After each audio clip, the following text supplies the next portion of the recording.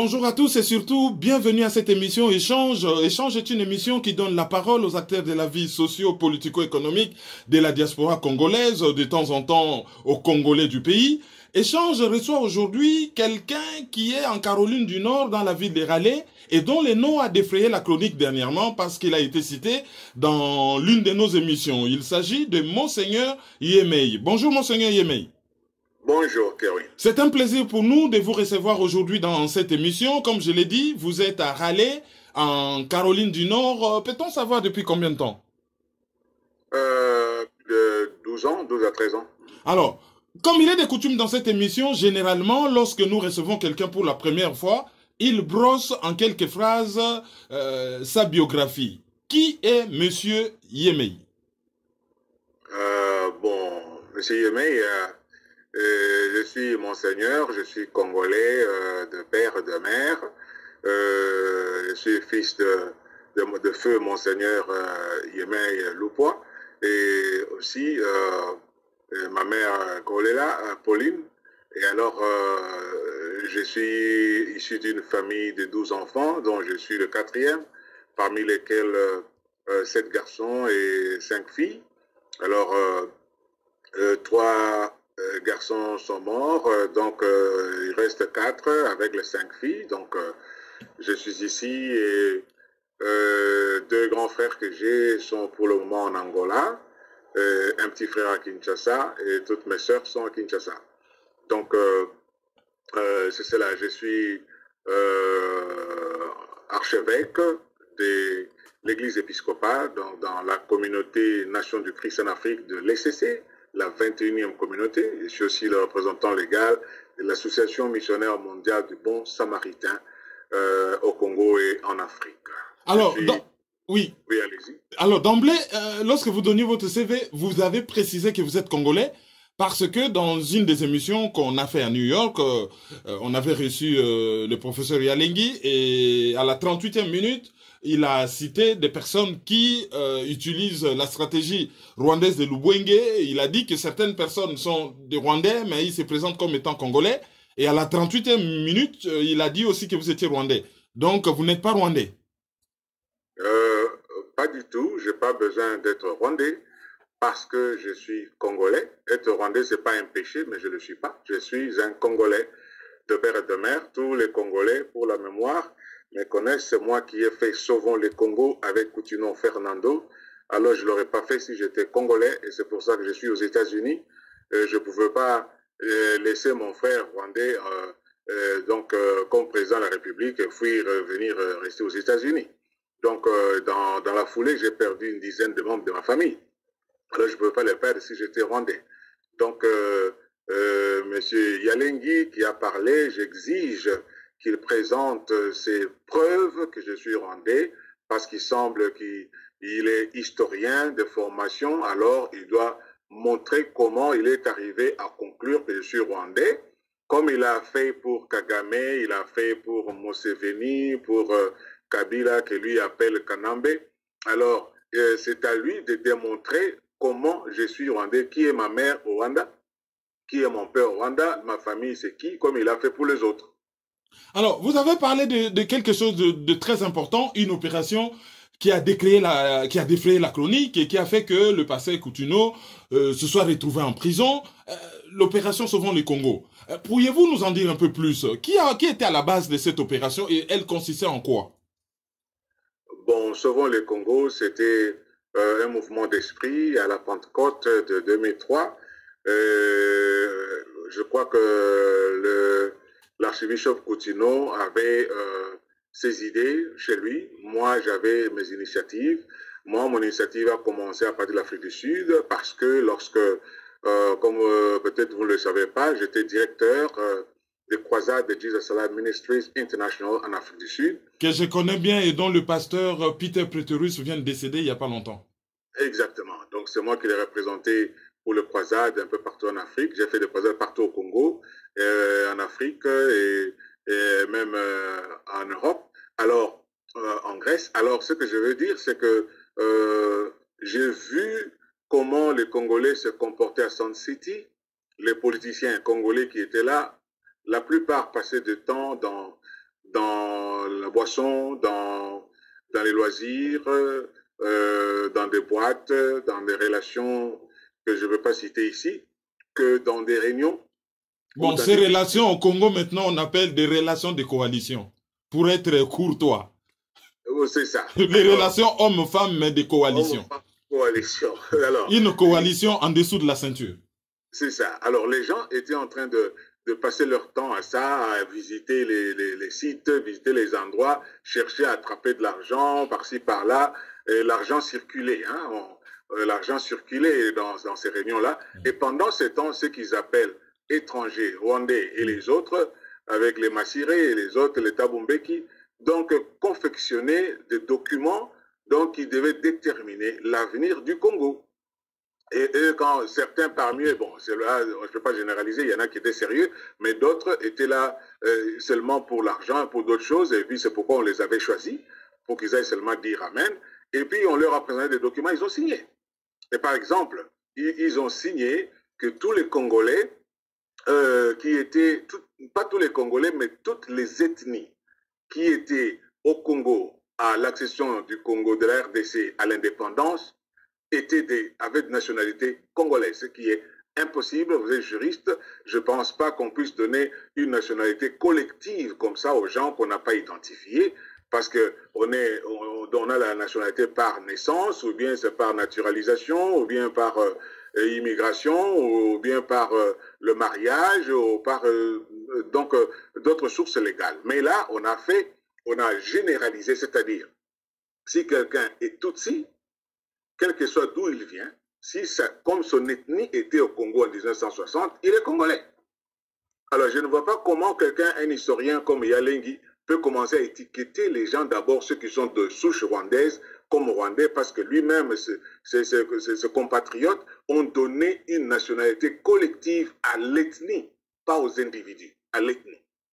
Voilà. Et puis, des deux, comment est-ce que lui peut... Bon, je ne vais pas rentrer dans Yalengi maintenant, je vais pas rentrer d'abord dans Sauver le Congo. Alors, quand j'étais là-bas, quand j'ai vu ce qui se passait là-bas, j'ai vu les décisions qui ont été prises et beaucoup de choses qui ont été décidées au dialogue intercongolais, ce n'était pas de nature à donner une indépendance au Congo. Je suis revenu au Congo, on a choisi Kabila comme président et tout ça, mais quand moi je suis revenu, j'ai vu que les choses ne marchaient pas.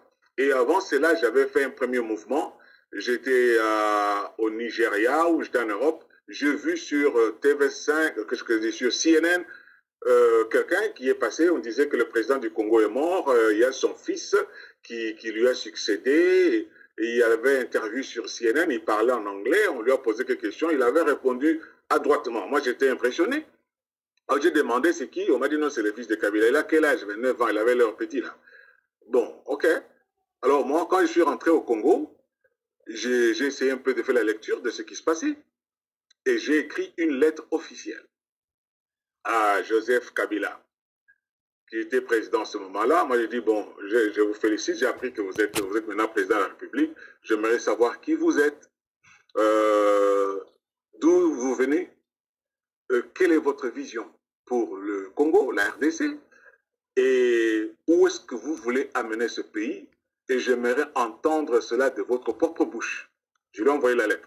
Je suis allé déposer la lettre dans la famille de Mama Sifa auprès du colonel Amundala à Lipen. J'ai déposé ça là-bas et c'est arrivé. J'étais parti avec une dame, je n'ai pas besoin de citer son nom.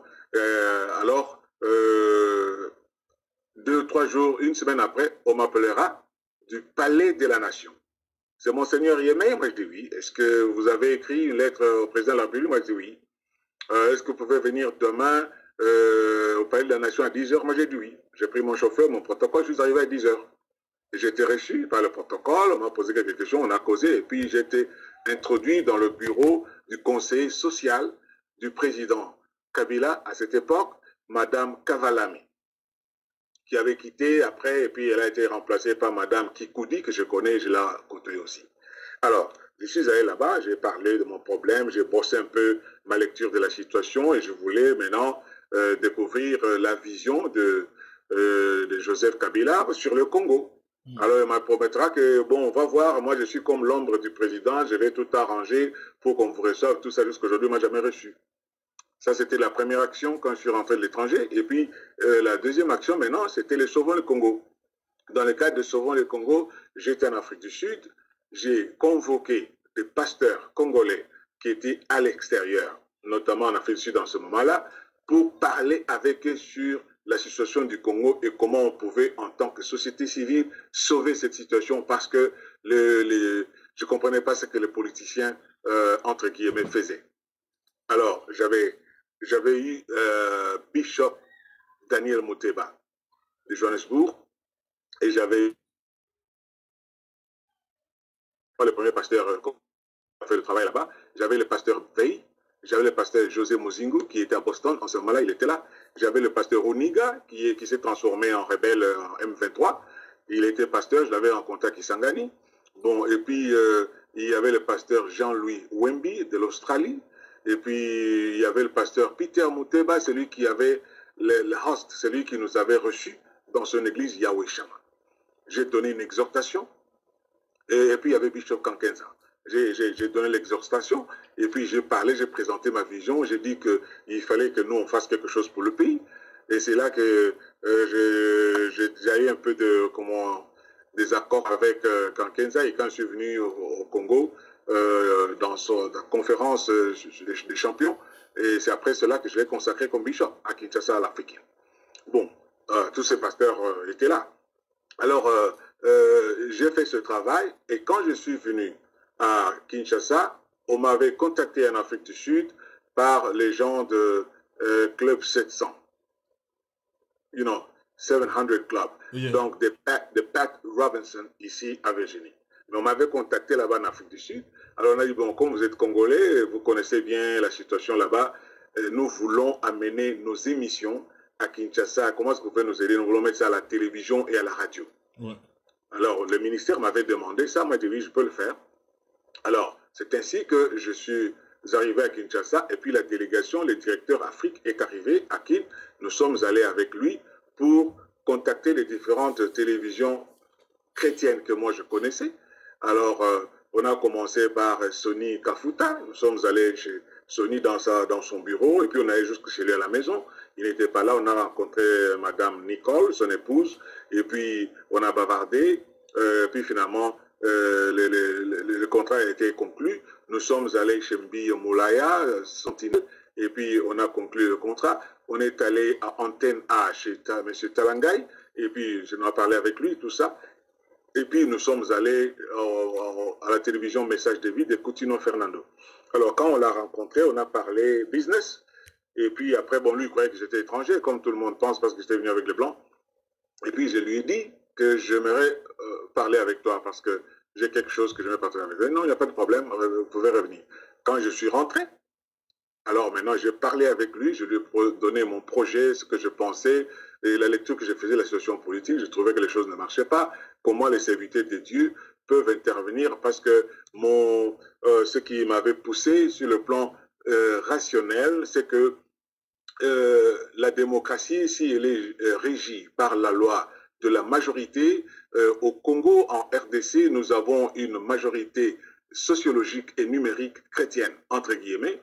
Par conséquent, il n'y a pas de démocratie qui pourrait se faire sans l'Église. C'est ainsi que je trouvais que nous avons un rôle à jouer. Nous sommes majoritaires, c'est nous. La démocratie doit être d'ailleurs chrétienne, parce qu'il y a plein de chrétiens, entre guillemets, au Congo. Alors c'est ainsi que j'ai voulu mobiliser les chrétiens et surtout les hommes de Dieu pour que nous puissions faire ce travail. C'est ainsi que j'ai parlé avec eux. J'ai même contacté d'autres membres de l'ECC où je suis et tout ça. Mais nous sommes allés, j'ai parlé avec lui. Il a dit non, non, je voyage, je pars à une conférence chez Chambak en Amérique. Je rentre dans 2 semaines. Et dès que je reviens, on va parler. Moi, j'avais aussi la même idée, j'aimerais aussi qu'on fasse ça. On s'est mis d'accord. C'est ainsi qu'il a voyagé, probablement. Et puis après, je n'ai rien appris de lui. 2, 3 semaines, même un mois après, il m'appelle. Alors, lorsqu'il m'appelle, je ne savais pas que le jour avant, il venait de commencer une émission appelée Réflexion à sa télévision. Et c'est comme si on l'avait menacé, on voulait l'arrêter, quelque chose comme ça. Et puis, Il a parlé à la télévision. D'ailleurs, pendant que je parle là, il y a des gens dehors ici, les militaires qui veulent m'arrêter, tout ça. Il semble que la population était sortie, ça allait créer un peu de tollé. Alors, la DEMIAP a retiré ses agents qui étaient allés là-bas. C'est ainsi que les jours suivants, lui m'appelle pour me dire, est-ce que j'ai besoin de vous, est-ce que vous pouvez venir, tout ça. Je suis allé. On est arrivé là-bas, on a parlé, trouvé un prêtre de Bumbu qui était aussi là, on a bavardé, il dit, je vais faire une émission, mais j'ai besoin de vous, vous savez, on avait parlé l'autre fois, on fait parler sur le Congo, tout. Alors, quand j'ai entendu tout ça, on m'a dit, bon, il semble qu'il y a la constitution de la transition qui est sortie. Je dis, oui, donnez-moi un peu.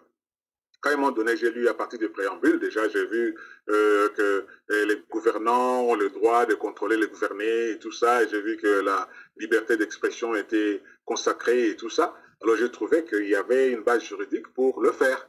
C'est ainsi que j'ai accepté d'aller à l'émission. Nous sommes allés à l'émission, on a fait l'émission le premier jour, c'était plein de gens, même des pasteurs, mais on a fait ça dehors.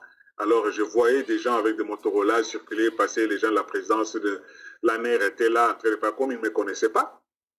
Ils ne savaient pas qui j'étais. Alors on disait que c'est quelqu'un de Tabombeki, d'autres disaient je suis de la CIA, d'autres disaient beaucoup de choses. Alors ils n'ont pas agi tout de suite parce qu'ils devaient savoir qui j'étais. Donc c'est ainsi qu'on a fait des réunions 2-3. Et puis après j'ai proposé qu'il faut qu'on ait un cadre juridique à partir duquel on peut faire ce travail. Parce que moi je suis monseigneur, je ne peux pas passer à la télévision, commencer à parler dans le vide. Il faut que ça soit dans un cadre. Alors on a créé un groupe, une commission d'experts. Et nous étions là avec le maître Katamba et le maître Patrick et beaucoup d'autres personnes. Les politiciens sont venus et tout à un moment donné, même Maman Kassavou est venue nous rejoindre là-bas. On a fait une émission avec elle. Et puis il y a d'autres politiciens qui venaient. Il y avait des handicapés, toutes les souches de la population venaient un peu de partout, Kinshasa, Boulubumbashi, partout. Alors c'est ainsi qu'on a fait ce travail. Quand une fois qu'on a fignolé les statuts et les règlements intérieurs, tout ça, qu'on devait maintenant discuter en Assemblée générale au début de juin, je ne sais pas si c'était le 10 ou quelque chose comme vous, le 4 ou le 10, je ne me rappelle pas très bien. Alors, quand on devait faire maintenant, lire toutes les propositions de statuts, règlements intérieurs devant l'Assemblée pour adoption, c'est ces jours-là qu'on nous a chambardés par les policiers et puis les gens de services spéciaux qui étaient entrés en civil là-bas, sans uniforme, ils nous avaient infiltrés.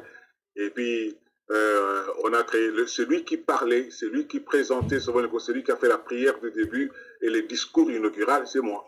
Et c'est à moi qu'on a retiré le micro par ces agents-là. Et un désordre, les gens sont partis, et c'est lui qui commandait les opérations. C'est l'actuel Silvano Kasongo, qui était colonel Kasongo à cette époque à la pire. Vous comprenez? Ok, alors Jean-Pierre Bemba, son nom aussi a été cité dans l'affaire. Est-ce qu'il était concerné ou pas? Il est intervenu à quel niveau? Parce qu'apparemment, selon certaines sources, Jean-Pierre Bemba aussi était attendu au stade et en dernière minute, on s'est rendu compte que bon, il ne s'est pas présenté. Et c'est comme si ceux qui ont initié l'opération sont tombés dans un traquenard. Oui, bon, je ne sais pas, c'est que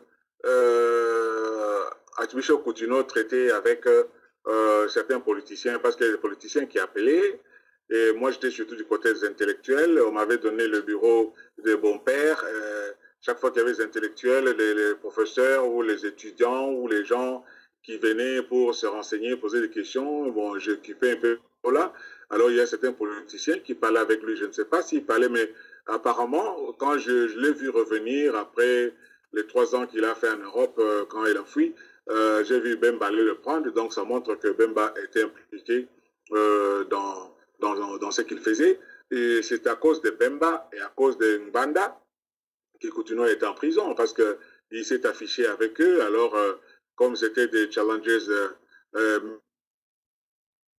de Kabila, il était en concomitance avec Mbanda, donc tout à fait, c'était le concurrent, c'était dans le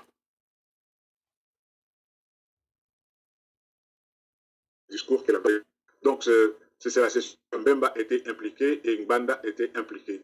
Parce qu'en continuant à rentrer, il était dans une réunion de la Pareco, il a fait un discours là-bas, un bon discours révolutionnaire et tout ça, mais ça l'a indexé par rapport au pouvoir qui était en place. C'est ainsi qu'il a eu des problèmes.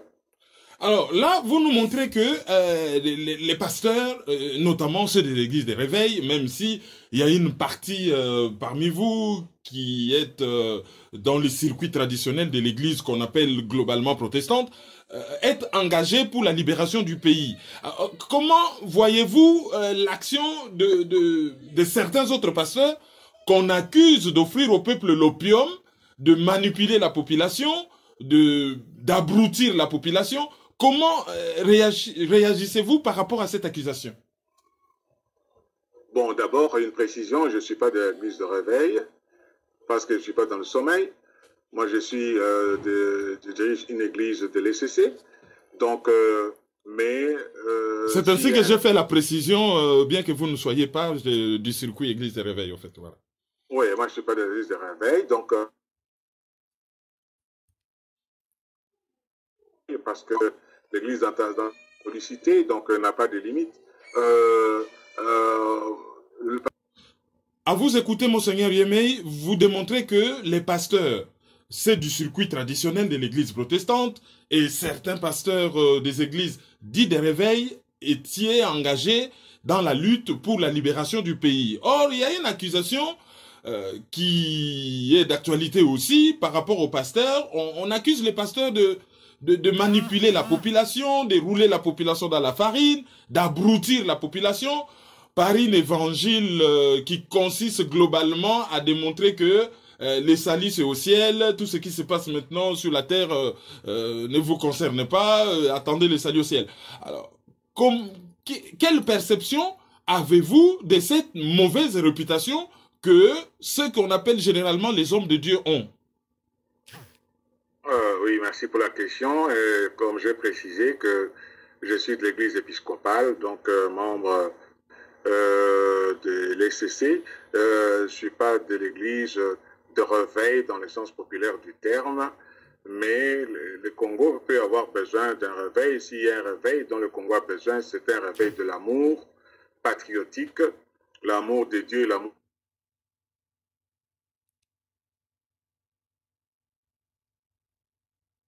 veille pour son identité. Parce qu'il faut que le Congolais se connaisse pour se faire. Alors, en ce qui concerne l'accusation qui est faite aux soi-disant hommes de Dieu ou pasteurs ou quoi là, même des prêtres, bon, l'accusation est fondée. Elle est fondée parce que certains pasteurs, qu'on appelle pasteurs aussi, comme le pastorat s'est démocratisé, tout le monde dans un pays laïque devient pasteur comme il veut, et un pays où il n'y a pas d'argent, où les gens sont pauvres, et la pauvreté peut créer beaucoup de divisions pour que les gens puissent survivre. C'est ainsi que nous avons beaucoup de pasteurs de fortune et qui sont en train de s'adresser à un peuple à majorité analphabète. Donc, ils take advantage, comme on dit ici, donc de la population qui ne comprend pas les méandres ni de la politique ni de la religion. Alors, il n'y a pas de mécanisme prévu? On ne peut pas généraliser, il y a des pasteurs. Il y a des mécanismes, mais maintenant... oui, disons des mécanismes prévus pour écarter les bons grains délivrés.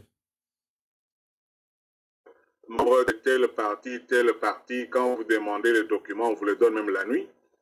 On n'a pas besoin de savoir qui vous êtes, d'où venez, qu'est-ce que vous venez, qu'est-ce que vous faites. On vous donne parce qu'on a besoin des gens qui peuvent applaudir. Donc, mais normalement, selon la loi qui existe d'ailleurs au Congo, il faut avoir au moins un diplôme en théologie. Et la théologie elle-même pose problème parce que tout le monde maintenant est en train de théologiser.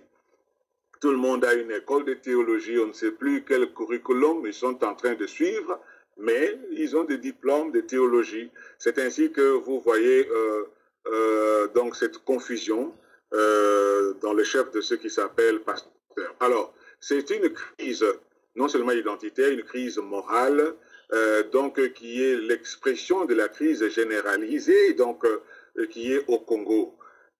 Parce que sur le plan de l'administration, sur le plan de la justice, sur le plan des finances, sur le plan de la politique en général, du Parlement, de tout ça, vous comprenez que le Congo n'a pas d'utopie, on ne va nulle part, on avait des leaders muets qui ne disaient rien, parce que le leadership se fait par la communication, et on avait à la tête du pays quelqu'un qui ne parlait pas.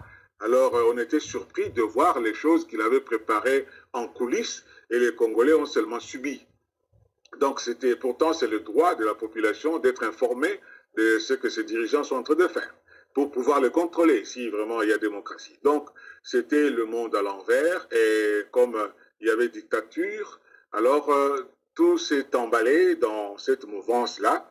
Alors, mais il faut quand même dire qu'il y a des pasteurs, il y a des prêtres qui sont très bien formés, qui ont une éthique et qui ont une vision du monde et qui sont en train d'aider les gens à développer, parce que ce sont les églises qui ont mis au point la plupart l'éducation, les écoles, les centres de santé, les projets de développement et tout ça. Et donc, ce que le gouvernement pouvait faire, ce sont les églises, les vraies églises qui le font. Mais les autres, comme d'abord, les églises des réveils, certaines sont en train de faire certaines choses. Donc, pour répondre à la question, est-ce qu'il n'y a pas moyen d'endiguer cette histoire? Comme il y a un nouveau président, si vraiment les choses reviennent à la normale, on doit recenser et ressasser tous ceux qui s'appellent églises, voir où est-ce qu'ils ont étudié, d'où ils viennent et quelle est leur doctrine. Parce qu'il y a beaucoup d'églises qui n'ont pas de doctrine et il y a des églises qui répètent les mêmes doctrines des autres églises. Alors je ne sais pas pourquoi elles existent alors que cette doctrine existe déjà. Donc il faut une particularité, une singularité doctrinale, des accents dogmatiques qui peuvent différencier une église à l'autre. Mais pas seulement une sissiparité d'églises parce que tel est leader, pourquoi pas moi, ou bien à travers du régionalisme, du tribalisme, les gens se séparent, créent des églises qui pullulent comme des champignons. Donc, il y a lieu de faire cela, mais il faudrait que dans le ministère aussi de la Justice, surtout dans la deuxième division qui s'occupe des associations, des cultes et associations, il faudrait qu'on y ajoute des philosophes et théologiens. Parce qu'on nomme n'importe qui là, parce qu'il est seulement directeur du ministère de la Justice, mais il traite les affaires de religieux ou des églises dont il n'a aucune idée. Vous avez parlé du nouveau président qui s'affiche beaucoup avec dans une église de réveil, l'église Philadelphie.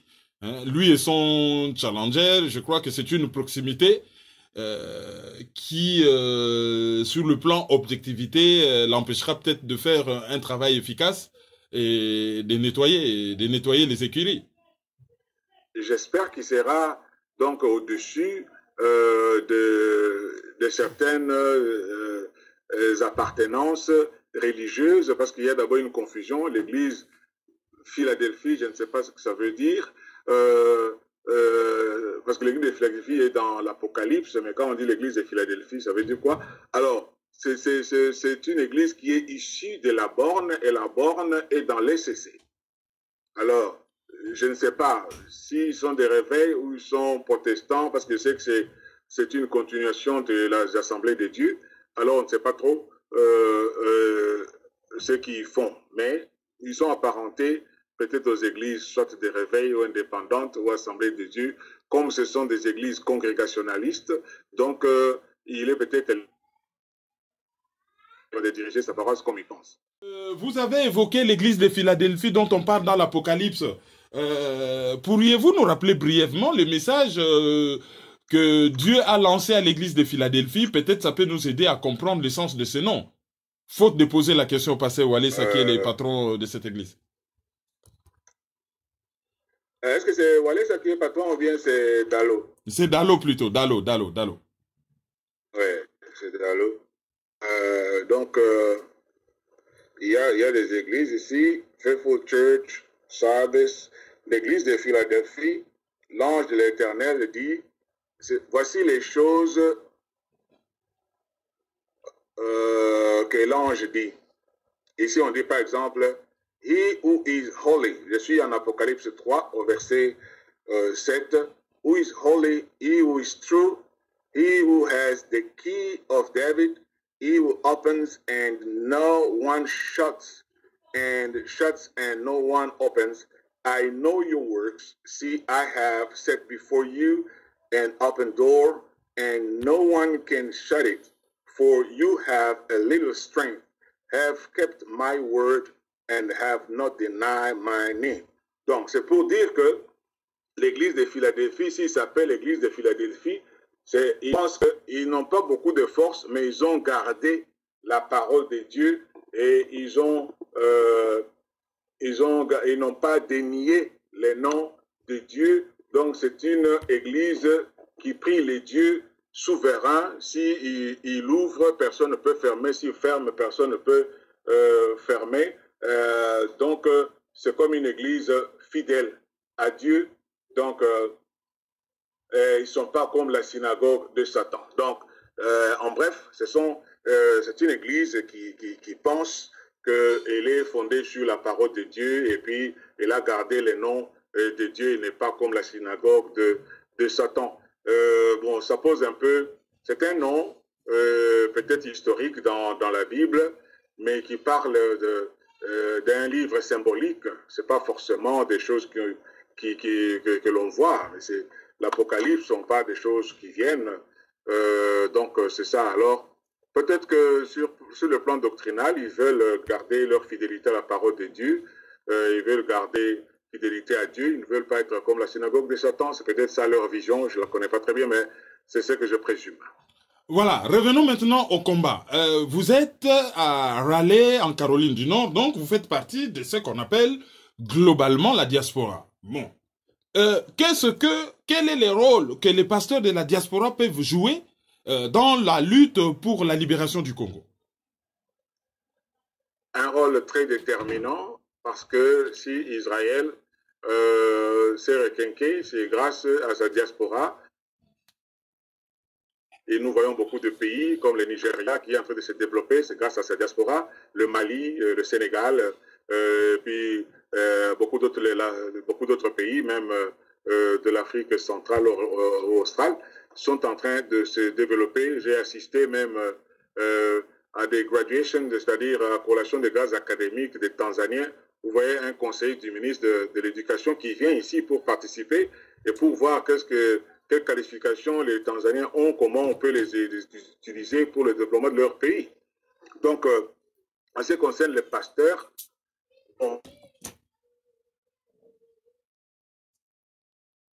mais la plupart des pasteurs aussi qui sont dans la diaspora n'ont pas été pasteurs au Congo. Ils sont devenus pasteurs soit dans l'avion, soit dans la diaspora même. Parce qu'à l'étranger, comme ici aux États-Unis, vous n'avez pas étudié, donc vous ne pouvez pas prétendre être pasteur.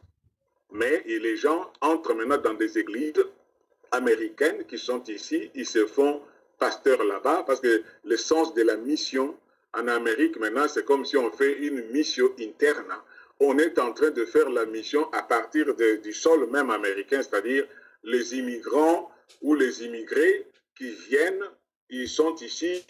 Une église qui existe déjà des anglophones, parce que beaucoup d'églises sont en train de se vider, alors on crée une mission, une église communautaire, c'est-à-dire une communauté des gens qui parlent par exemple français, ou qui parlent espagnol, ou qui parlent, je ne sais pas, une autre langue.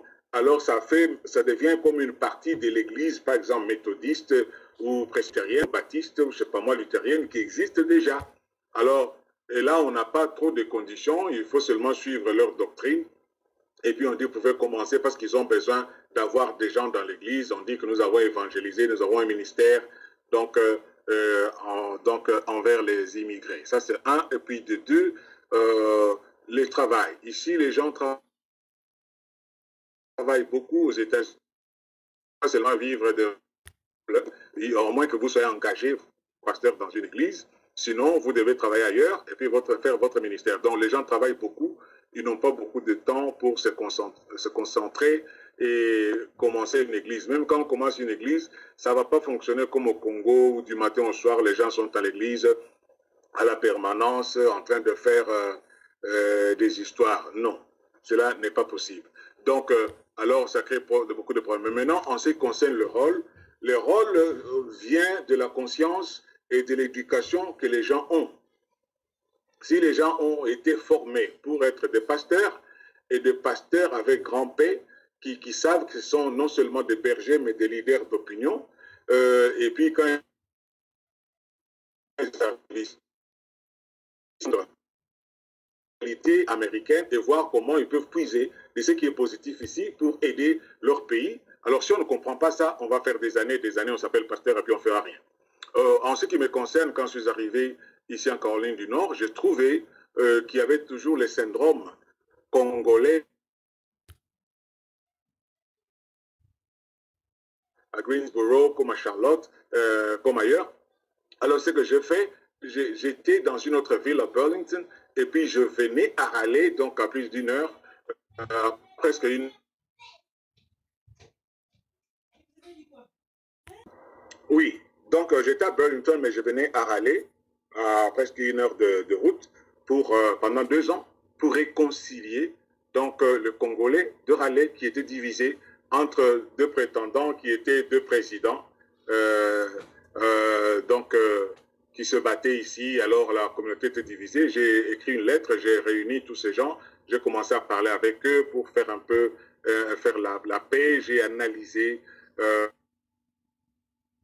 après les techniques de résolution des conflits et des droits internationaux. Alors j'ai fait cela et puis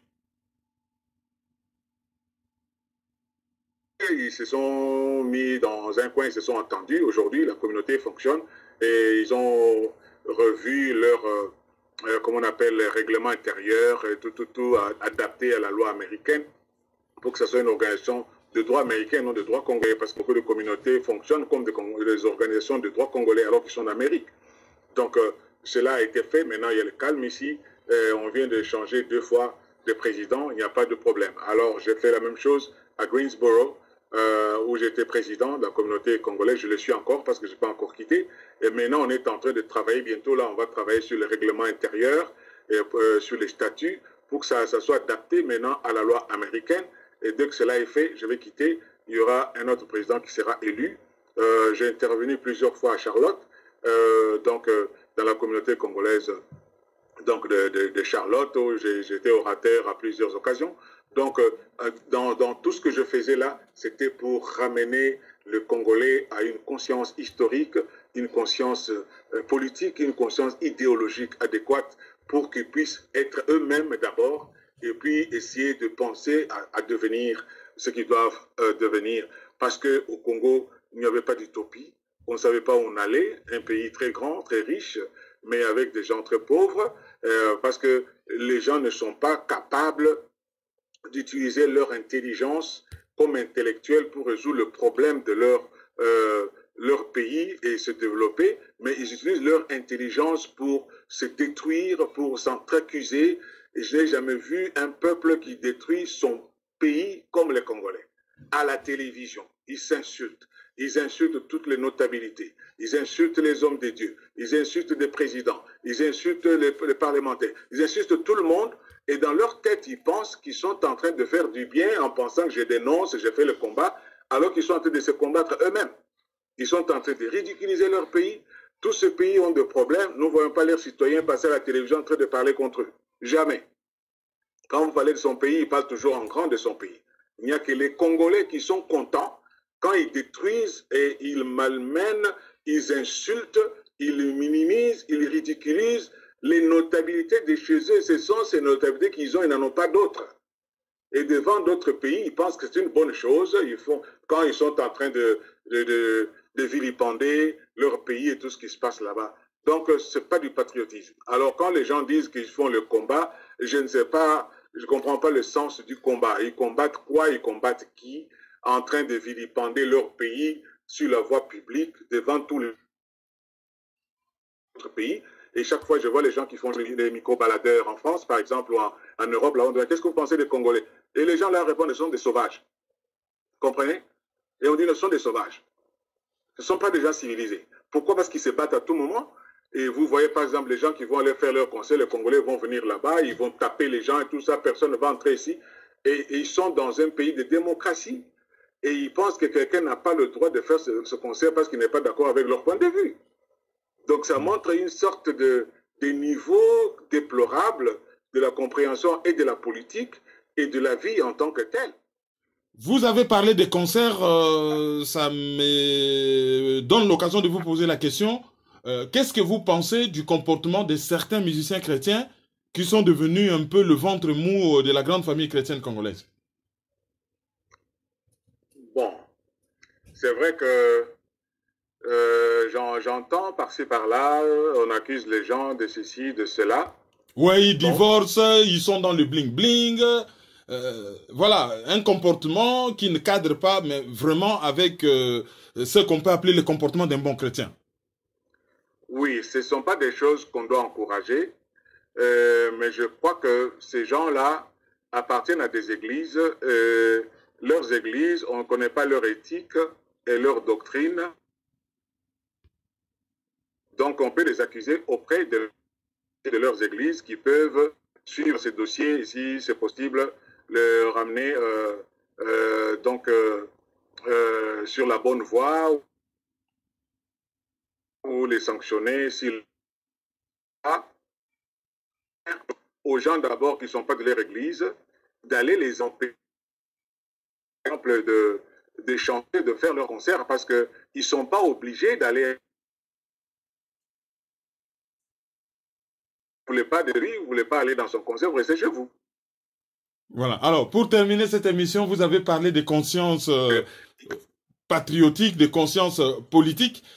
J'aimerais avoir votre lecture de la crise congolaise. Est-ce que c'est une crise politique? C'est une guerre d'agression? Ou c'est quel genre de crise? Quelle est votre perception? Quelle est votre lecture de cette crise? Bon, ma lecture est que la crise est d'abord psychologique ou même psychopathologique.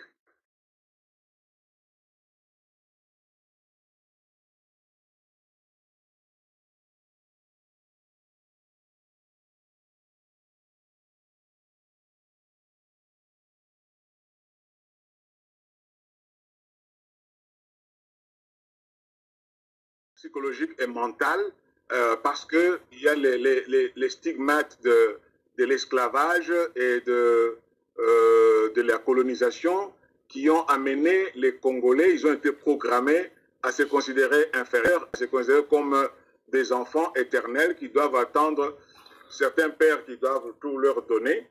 Alors, ils ne sont pas préparés à l'autodétermination, parce que même les Belges, quand ils ont quitté, ils ont formé beaucoup plus d'auxiliaires, ils n'ont pas formé de concepteurs.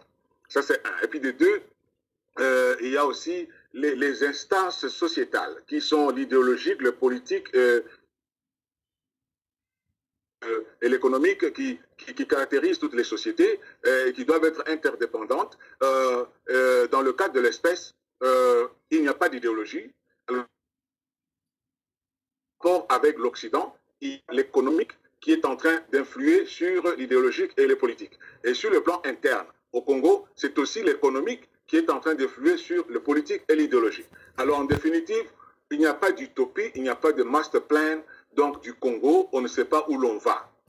Alors qu'on peut trouver tout ça dans les discours de Lumumba à l'indépendance, où il a donné une sorte de politique cosmétique ou de la cosmétique de la politique en disant avec le père Lutumba et l'autre qui ont composé Boka, le père Boka. Boka qui ont composé l'hymne national en disant que nous bâtirons un pays plus beau qu'avant par la labeur. Donc il y a le sens de la beauté. Donc qu'on va bâtir par les labeurs, le sens du travail, l'éthique du travail. Je ne vais pas rentrer chez Kant ou chez les autres qui en parlent. Alors qu'on ne travaille pas beaucoup, s'il y a un pays où il y a beaucoup de temps de chômage, c'est au Congo. C'est ce qui explique qu'il y a des gens à l'église, ils réveillent à tout moment du matin au soir, ils sont à l'église en train de parler avec les anges, au lieu de travailler. Donc c'est pour dire qu'il y a maintenant l'économie. Comme les gens ont besoin des titres, ils ont besoin de l'argent, même les professeurs d'université ont oublié tout ce qu'ils ont appris à l'école, ils se comportent comme des petits... Je donne comme exemple, vous voyez, M. Kabila n'est plus président de la République, mais vous voyez des professeurs d'université s'aligner pour aller signer un pacte de loyauté à quelqu'un sans fonction. Oui, ce qui paraît quand même assez incongru. Oui, ce n'est pas possible. Et vous voyez, et maintenant je vois un autre professeur d'université de son rang qui a fait du bruit, qu'il a quitté, il n'est plus pour FCC, il prend sa liberté, son indépendance, je ne pas de Bahati le Kwebo, et parce qu'il n'a pas eu un poste, il n'a pas été élu, maintenant il écrit une lettre de demande d'excuse à Kabila. il présente des excuses, il demande un entretien. Alors, comment on peut être intellectuel à ce niveau? Donc, vous voyez, il y a cette inconscience-là, politique, et on ne tient même pas compte de notre histoire. Le Congo, c'est un pays très riche, mais nous avons beaucoup d'intellectuels. Et même si on parle sur le plan de la sociologie, de l'éducation, on ne forme pas les gens en fonction de choses. Nous avons beaucoup de pédagogues, nous avons peut-être beaucoup de commercialistes, mais nous avons beaucoup de richesses. Combien de métallurgistes, combien de géologues, combien en hydraulique que nous avons, bien d'ingénieurs dans l'aéronautique, dans les choses comme ça que nous avons. Nous avons beaucoup de minéraux. On devrait, parce que c'est tout sur notre sol. Mais lorsqu'on doit parler de notre coltan ou de notre uranium, on doit appeler des gens en Amérique ou en Asie ou en Russie ou quoi. Ça n'a pas de sens. Alors,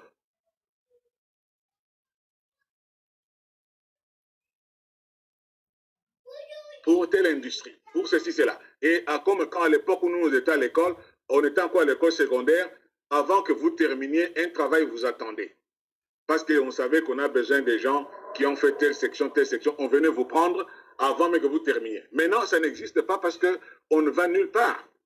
Donc, c'est pour dire que la lecture que je peux faire de la situation politique du Congo, c'est que le concept politique est déjà mal compris, parce qu'on comprend ça comme l'art de mentir et non l'art de diriger la cité.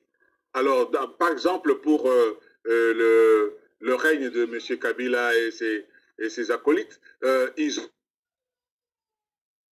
ont géré leur pouvoir, ils n'ont pas géré le pays. Alors, maintenant, avec ce que je vois, les choses seront différentes. Donc, c'est pour dire qu'il faut que le Congolais arrive à être réconscientisé. Il faut que le Congolais, à travers l'éducation de masse, malheureusement, avec les médias, je voulais parler anglais, avec les réseaux sociaux, les réseaux sociaux qui pouvaient être un outil qui pouvait suppléer à la carence de l'éducation de masse de la part de politique. On pouvait rééduquer, orienter notre masse, une conscience historique politique adéquate pour devenir réellement congolais, pour que le Congolais en train de détruire tout ce qui a été construit dans l'histoire, ils sont en train de détruire toutes les mœurs, toutes les notabilités qu'on respecte. Hein, donc, comme j'ai vu M. Yalengi là-bas, qui voit un cerveau. Comment c'est l'étiqueter comme Rwandais juste pour les détruire pour rien, comme ça. Alors que ce sont des gens comme ça ici aux États-Unis, ils sont protégés, ils ont même des gardes. Ils sont bien protégés. C'est parce qu'on n'a pas le sens de l'excellence, on n'a pas le sens de l'avenir, on n'a pas le sens du patriotisme, qu'on fait des choses comme ça. Et les gens pensent qu'en faisant cela, ils sont en train de faire le combat. Mais le combat là, les conflits, c'est lequel? Pour qu'il y ait, il faut qu'il y ait un conflit, il faut qu'il y ait d'antagonisme. Et puis, le combat, c'est le niveau le plus élevé d'un conflit. Si on ne peut pas résoudre le conflit par le dialogue, on peut aller au combat. Bon, bien sûr, on peut avoir un combat idéique, un combat de position ou d'affirmation. Mais je ne sais pas le combat dont on parle là. C'est pas mauvais de combattre. Moi, j'ai commencé le combat. Et j'ai dit chez Baliangando dernièrement, même chez Bobo, j'étais le premier à monter au créneau avec Coutinho, passer à la télévision pendant que tous ces gens étaient des belligérants armés. J'ai dénoncé ce qui ne marchait pas dans le pays et c'est à cause de transition. Et en 2003, Kabila et son groupe ont dû aller se retrancher à l'Équateur, à Mbandaka, pour sortir une cause et on a gagné la cause. Mais maintenant, quand les gens font le combat, c'est-à-dire c'est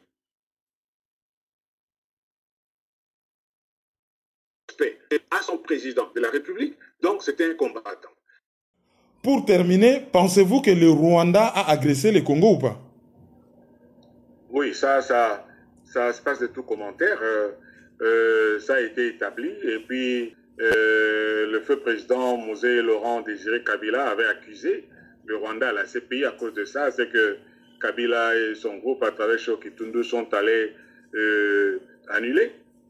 Donc, c'était clair qu'on a été agressé parce que même Kagame l'a accepté. C'est connu de tous, c'est ce qui explique l'infiltration donc de l'armée par le Rwandais. C'est encore une bêtise de nos politiques qui ont brassé l'armée. Comment voulez-vous être attaqué par une armée étrangère et puis vous prenez les étrangers, vous faites de vos donc le mort donc des unités de votre armée et vous les mettez, vous leur donnez accès à tout votre arsenal, et toutes vos stratégies, tout ce que vous faites, et puis vous vous étonnez que votre armée devienne inefficace. Mais c'est ça, c'est une décision vraiment qui frise l'immaturité. Pasteur Yemei, j'ai dit pasteur, mais vous êtes plutôt Monseigneur Yemei. Merci beaucoup pour cette interview qu'on a réalisée dans des conditions un peu difficiles. Parce que la qualité du son s'était détériorée de temps en temps. Merci pour cette interview et nous vous souhaitons un bon dimanche. Oui, j'exige un débat contradictoire avec M. Yalenghi sur ces allégations contre moi. Ben, ça va tomber entre de très bonnes oreilles parce que c'est un auditeur assidu de cette émission. Sûrement qui vous répondra. Ne dit-on pas que du choc décidé jaillit la lumière? Merci beaucoup. Merci.